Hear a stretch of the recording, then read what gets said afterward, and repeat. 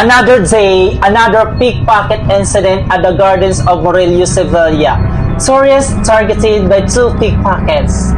What was supposed to be an ordinary and peaceful day at the gardens of Murillo turned into another alarming reminder of how skilled and daring pickpockets can be in Spain's popular tourist destinations.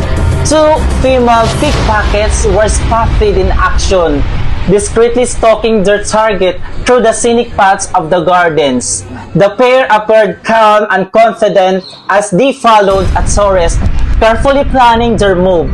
One woman, believed to be the accomplice, was seen holding a map, a common prop used by the thieves to disguise their real intentions and distract both the victim and bystanders. As the tourist walked by, the other woman swiftly reached into the victim's open bag in a matter of seconds, a move so quick that only a sharp observer could notice. This is one of the classic tactics used by the professional pickpockets who take advantage of the crowded or relaxed areas where people often let their guard down. Witnesses reported that the women were working together seamlessly, using silent communication and body positioning to avoid suspicion.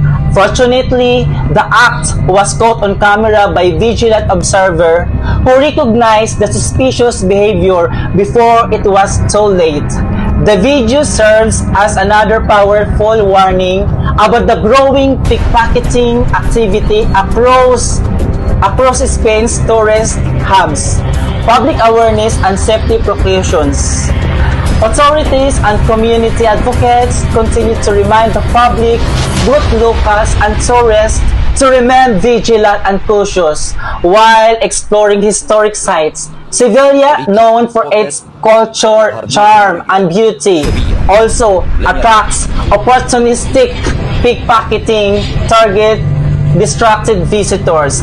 To avoid falling victim to these crimes, here are some essential safety reminders.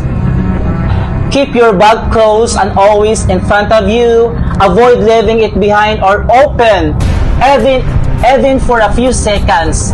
Beware of distractions. People asking for directions, showing maps, or pretending to drop something might be working with a partner. And trust your instincts. If someone seems to be following or standing too close, or move away or change direction, report suspicious activities immediately to local police or security personnel nearby. Pickpocketing is not only a crime of opportunity but also an organized act carried out by small coordinated groups.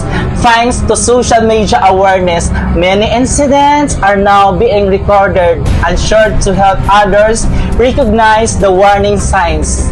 This latest incident at the gardens of Murillo stands as a strong reminder that awareness is the first line of defense.